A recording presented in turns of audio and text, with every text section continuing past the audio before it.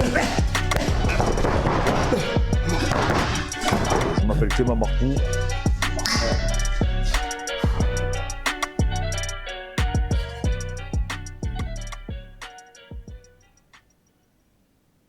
Salut à tous les amis, aujourd'hui nouveau format, aujourd'hui on va parler du sommeil pour la récupération sportive du sportif. Vous êtes beaucoup à nous poser des questions et donc on va essayer d'y répondre. Donc tout d'abord, avant de commencer la vidéo, il faut savoir qu'il n'y a pas de consensus scientifique sur le sommeil. Ça veut dire quoi? Ça veut dire qu'en fait ils ne sont pas d'accord, les plus grands spécialistes du sommeil, ils ne savent pas pourquoi en fait réellement on a besoin de dormir. Vous allez me dire, oui, mais on a besoin de dormir parce qu'on est fatigué. Mais c'est beaucoup plus complexe que ça. Ce qu'on sait, c'est qu'on en a besoin. On ne sait pas pourquoi. Hein. Il y a des hypothèses. Donc, il y a des études qui vont démontrer quelque chose. Je vais vous expliquer un peu les courants de pensée. On va faire comme un état des lieux, un peu du sommeil et des avancées scientifiques. Bien sûr, je vous mettrai quelques sources. Hein, et aussi les images que j'ai utilisées, d'où elles proviennent. En fait, ce qui se passe, c'est qu'aujourd'hui, on se demande pourquoi on a besoin de dormir et pourquoi surtout, avec toute l'évolution de l'espèce humaine et des mammifères, pourquoi on a besoin de se reposer et donc besoin en fait de s'exposer à un danger. Pourquoi effectivement, quand vous dormez, vous vous rendez compte que vous êtes mis en danger si un prédateur vous attaque. Donc si l'évolution nous a fait conserver cette fonction, c'est qu'il y a une raison. Et les raisons qui sont avancées, on va dire, il y a trois réellement piliers. C'est la première, ça serait pour renflouer et recharger les défenses immunitaires, donc consolider ça. La deuxième, ça serait tout ce qui est mémorisation, ancrage, et vraiment tout ce qui est un travail de la mémoire, d'accord? Et un peu sur le système autonome, etc. Et le troisième, ça va être tout ce qui va être récupération musculaire, mais surtout aussi, ce qu'on avance, c'est que ça nous permettrait d'économiser de l'énergie. C'est un peu comme si notre corps, ce serait un moteur, et qu'en fait, pour économiser ce moteur, donc, pendant qu'on dort, on va ralentir, j'aime pas dire le mot métabolisme parce que c'est plus complexe que ça, mais on va dire on va ralentir le métabolisme pratiquement à son point mort pour pouvoir récupérer. Donc ça, c'est vraiment les trois courants de pensée. Et chacun, on va dire, tire un peu la corde vers soi. Et chacun attaque l'autre. Moi, je pense tous sincèrement qu'ils ont raison parce que tous ont trouvé des preuves à l'appui. Ils ont fait des tests sur les rats, ils ont fait des tests sur les humains. Et pour la petite information, j'avais vu une étude qui montrait sur un homme, parce qu'aujourd'hui ça serait plus reproductible, vous vous doutez bien qu'on ne pourrait pas empêcher un être humain de dormir, mais il y avait un être humain qui avait pendant 11 jours n'avait pas dormi. Et ce qu'on s'était rendu compte, c'est que donc il n'est pas mort d'épuisement, parce que pour l'instant on n'a jamais trouvé réellement de façon scientifique un individu qui est mort à cause du manque de sommeil. Par contre, on a trouvé des individus qui témoignent, qui connaissent des gens qui sont morts du sommeil et du coup d'épuisement.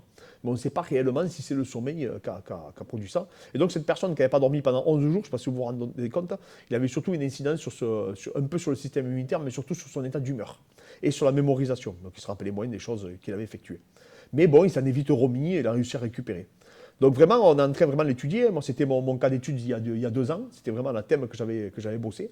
Et donc, quand j'ai étudié le rythme circadien et l'horloge biologique, je me suis rendu compte, oui, qu'il n'y avait pas de consensus scientifique. Ça, c'est le premier lieu. Maintenant, je vais vous expliquer un peu comment ça fonctionne. En fait, dans le sommeil, il y a des cycles. D'accord? Et ces cycles que vous allez apercevoir, que je vais vous mettre, donc, du coup, à l'écran. Hop. En fait, ces cycles, c'est comme des passages, en fait, d'un état à un autre. Donc, vous allez avoir au début le sommeil léger qu'on dit, hein, mais en fait, on dit le sommeil lent. Donc, vous avez le sommeil lent léger, après, vous allez avoir le sommeil lent profond, et ainsi de suite. Et c'est des cycles qui vont faire à peu près 90 minutes. Je vous ai mis, j'ai rassemblé 2 images, hein, je vous sortirai les images pour que ça soit un peu plus explicite pour vous. Et en fait, on s'aperçoit que, donc, comme vous voyez, hein, le cerveau est réceptif, il ne comprend plus la respiration, le rythme cardiaque commence à se ralentir. Et on s'aperçoit donc qu'il y a un premier sommeil lent léger, après il y a un premier sommeil lent, qu'on appelle lent également, qui est plus profond. Après, on a un sommeil très profond. Pendant tout ce laps de temps, là, ce n'est pas marqué, mais le tonus musculaire est conservé. Et c'est après, quand on va passer dans le sommeil paradoxal, vous savez, c'est là où, quand vous rêvez, en fait, hein, c'est à ce moment-là, quand on va passer dans ce sommeil paradoxal, que le tonus musculaire va relativement baisser, quand on l'étudie avec des machines bien spécifiques. Et donc, les seuls muscles qui continuent à fonctionner, c'est ceux des yeux.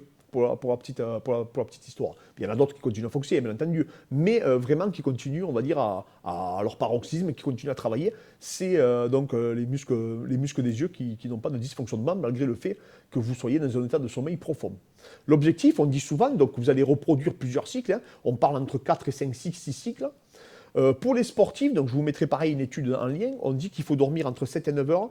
Quand j'étais à l'INSEP, Yann Lemeur et François Biozen disaient que Cristiano Ronaldo, par exemple, et Roger Federer dormaient environ 12 heures par jour. Je ne sais pas si vous vous rendez compte. Donc on s'aperçoit que les plus grands sportifs, par contre, dorment énormément. Ce qu'on sait aujourd'hui, c'est que pour avoir, tout ce qui peut avoir d'incidence sur la réactivité, faire des contre-performances, même sur la force, etc., il ne faudrait pas dormir en dessous de 7 heures. Et pareil, je vous ferai, pour ceux qui sont dans l'académie en ligne, on vous expliquera vraiment comment le mettre en pratique, comment avoir un meilleur sommeil. Donc vraiment, dormir entre 7 et 9 heures, c'est vraiment le strict minimum pour essayer de performer. On n'est pas tous égaux, hein. Vous vous doutez bien qu'on n'est pas tous égaux en fait, sur ce sujet-là. Il y a des personnes qui n'ont pas besoin, elles, de dormir un temps aussi élevé. Mais en tout cas, on s'aperçoit à travers les études, vraiment, hein, même avec les méta-analyses, etc., que les gens qui dorment entre 7 et 9 heures performent mieux, récupèrent mieux. Et surtout, on a des défenses immunitaires qui sont un peu plus élevées. Donc voilà, donc c'est quelque chose que non seulement sur la technique, vous allez plus apprendre, plus mémoriser. On dit aussi, il y a pas mal d'études qui ont prouvé que de réviser juste avant de s'endormir serait plus bénéfique que de réviser dans la journée, par exemple. Donc voilà, donc s'entraîner le soir, même si ce n'est pas l'idéal physiologiquement, peut-être qu'au niveau de tout ce qui va être enregistrement des patterns moteurs ou des mouvements humains, mais peut-être que ça serait plus pertinent de réviser le soir ou de faire un petit travail de visualisation. Ça aussi, ça pourrait être pertinent. Donc voilà, ça c'est l'état des lieux en fait, pourquoi vous avez vraiment tous les cycles, vous voyez comment ils fonctionnent. Vous allez donc, vous voyez entre 4 et 5 cycles par nuit que vous allez répéter. Bien sûr, il y a des stratégies à mettre en place pour pouvoir bénéficier d'un sommeil qui va être optimal pour votre récupération. Mais surtout, le plus important, c'est de comprendre l'importance du sommeil. Voilà, comme je dis souvent, en fait, je le répète régulièrement, c'est la chose la plus importante. Je le classe même devant la nutrition et au même niveau que l'entraînement. Si vous ne dormez pas, vous ne progresserez pas. Tout simplement, on dit d'ailleurs chez les adolescents que là où ils grandissent, c'est pendant leur sommeil. Sachant qu'il n'y a quasiment pas de différence de dépense calorique entre quelqu'un qui dort et quelqu'un qui est sur le canapé. Donc voilà, c'est un sujet qui me parle énormément. Comme je vous dis, je l'ai travaillé pendant 1 an. Donc c'est quelque chose que même sans note, parce que là, pour tout vous dire, je vois juste ce que vous voyez vous, parce que je suis sur OBS, mais même sans note, j'arrive à me rappeler plus ou moins de tout ce que j'ai pu réviser. Et après, pour le reste, tout ce qui va être mis en application, on fera des vidéos par la suite. Et pour ceux qui ont l'académie en ligne, bien sûr, vous allez avoir une partie qui va vous permettre à vous de le mettre en pratique immédiatement, de mettre des stratégies en place. Pourquoi? Parce que toutes ces stratégies, point par point, vont vous favoriser dans le sommeil. Pour les autres, les amis, bien entendu, pensez qu'on vous fera aussi une vidéo explicative, comment le mettre en place également, avec bien sûr des détails en moins, bien entendu. Pourquoi? Parce qu'on n'aura pas le temps aussi de faire une vidéo beaucoup plus complète. Mais voilà, pour ne pas la manquer, je vous ferai des petites capsules vidéo sur des sujets très précis, comme le sommeil, le système endocrinien pour le sportif, la nutrition adaptée au sport, etc. Tout ça, ce sera sur notre chaîne YouTube.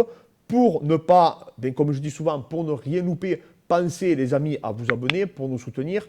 Je vous dis, on va vraiment aborder tous les sujets, le cutting, etc. de façon scientifique, avec pareil, que ça sera sourcé. Donc n'hésitez pas à nous suivre et à nous donner la force. Je vous remercie encore pour toute votre force et tous les messages qu'on reçoit.